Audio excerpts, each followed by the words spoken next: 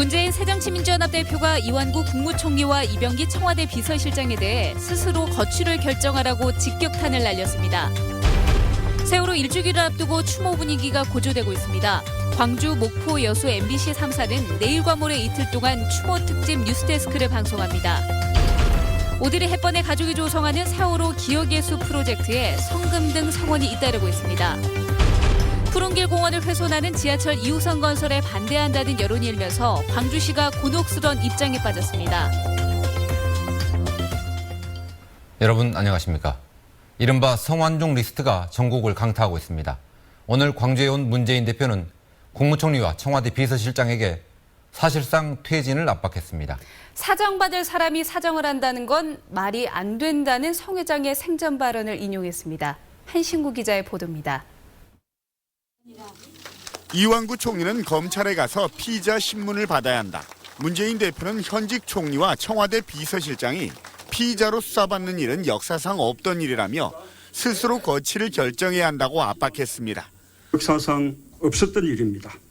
두 사람은 스스로 거취를 결정해서 부끄러움을 더 키우지 말아야 할 것입니다.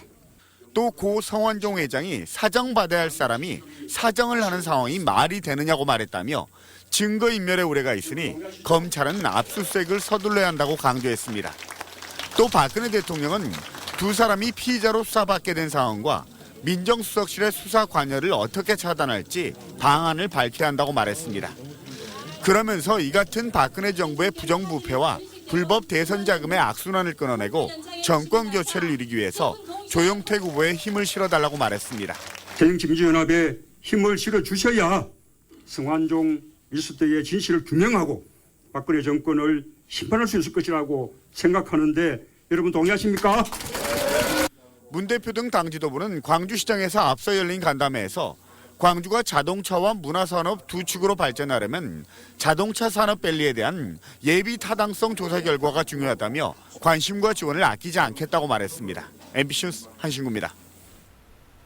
성완종 리스트와 관련해서 광주 서구울 보궐선거에 출마한 후보들이 한 목소리로 성역 없는 수사를 요구했습니다.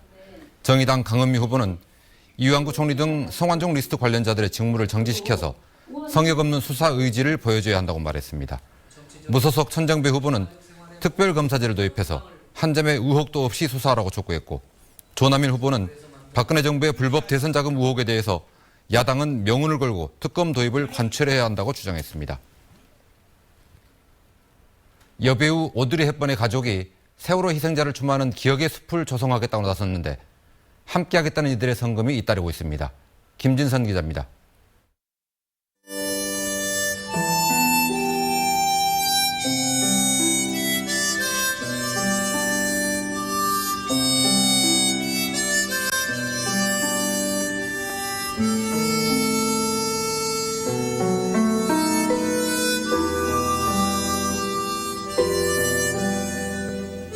여배우 오드리 헵번이 세상을 떠나기 전 가족들에게 읽어준 샘 레벤슨의 시.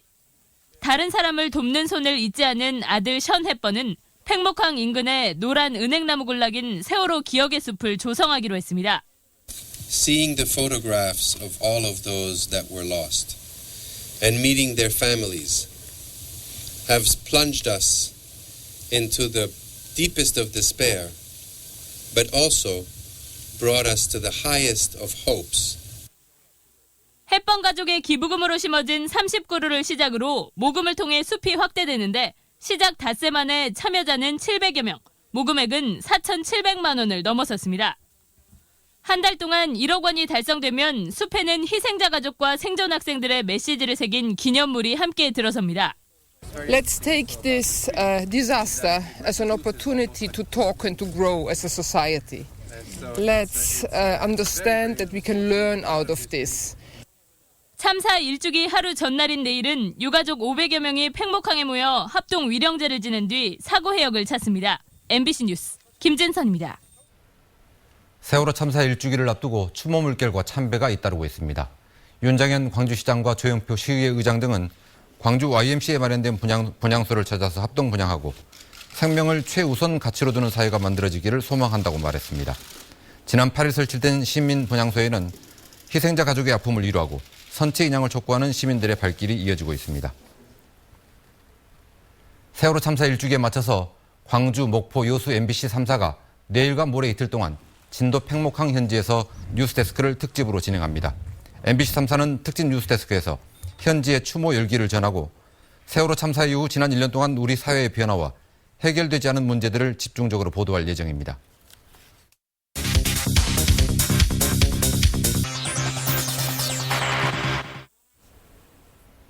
지하철 2호선 건설이 또다시 난관에 부딪혔습니다. 푸른길 공원을 훼손하지 말고 지하철을 건설하라는 요구가 거세기 때문입니다. 결국 돈이 문제인데 광주시의 고민이 깊어지고 있습니다. 송정근 기자입니다. 폐선이 된 경전선 철길에 조성된 푸른길 공원입니다. 8km 구간에 31만 그루의 나무를 심어 공원 조성 10년 만에 녹색 쉼터 공간으로 자리 잡았습니다. 매일 다니고 있어요. 너무너무 좋아요. 가로수도 좋고 꽃도 좋고 운동도 되고 너무 좋지 않아요?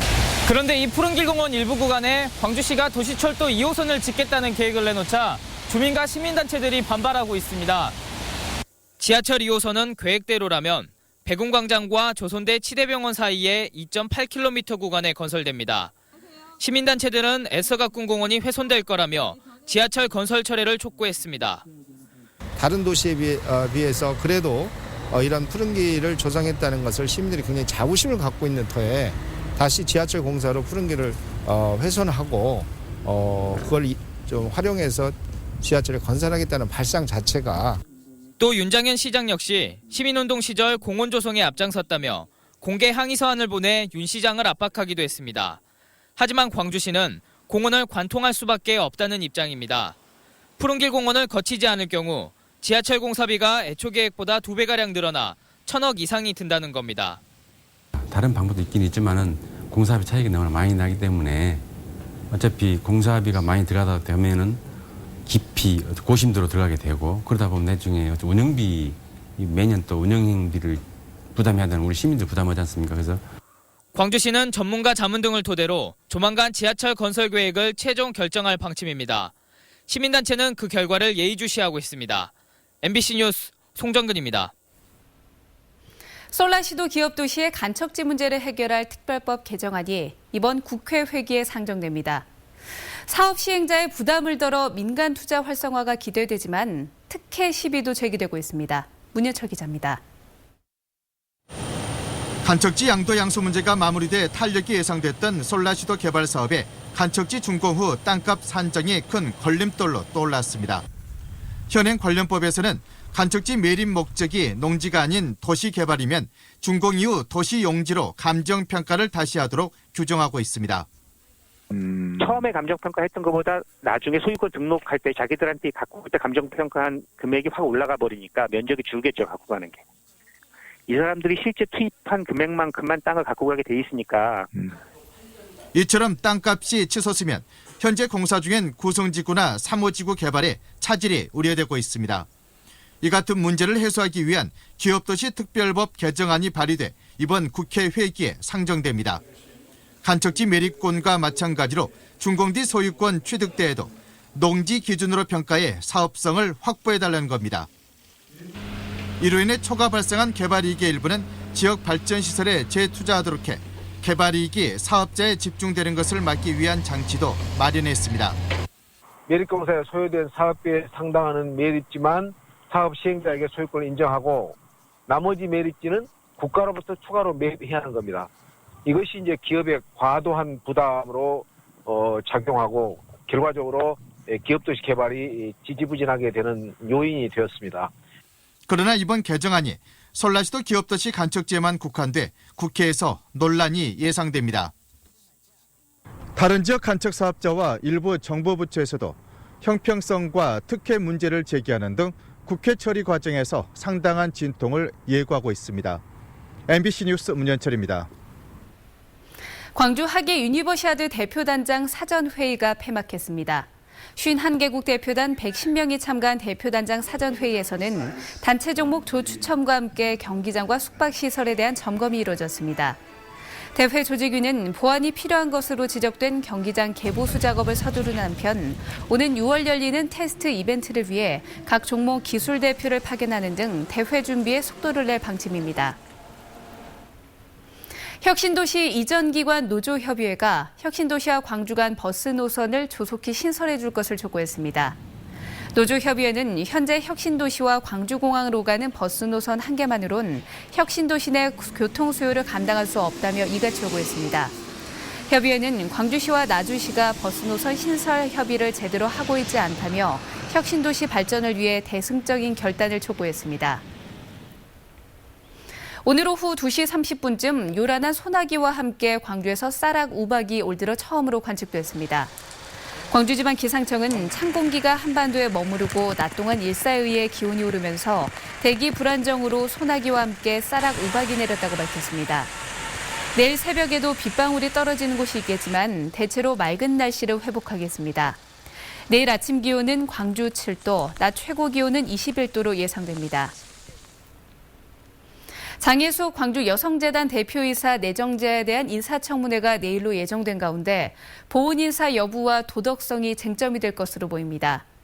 광주시 의원 9명으로 구성된 인사청문특위는 장 내정자에 대해 도덕성과 업무 수행 능력, 비전 등을 검증하게 되는데 장 내정자는 지난 지방선거 당시 윤장현 시장을 도운 것으로 알려지고 있습니다.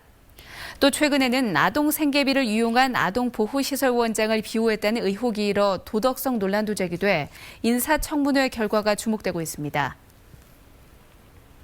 비엔날레 상징 국제타운 조성 사업이 정부의 예비타당성 조사 대상에 선정됐습니다. 예비타당성 조사 대상으로 선정된 사업은 올해 안에 타당성 조사 용역을 한 뒤 결과에 따라 국비 지원 대상이 됩니다. 비엔날레 상징 국제타운 조성 사업은 중해공원과 용봉지구 일원에 국비와 시비 1,100억여 원을 투입해 야외 음악당과 역사관 등을 세우고 시립민속박물관과 국립박물관을 연결하는 다리를 만든다는 내용을 담고 있습니다. 올해 도내에서는 국제대회 등 15개의 해양 레저 스포츠 행사가 개최됩니다.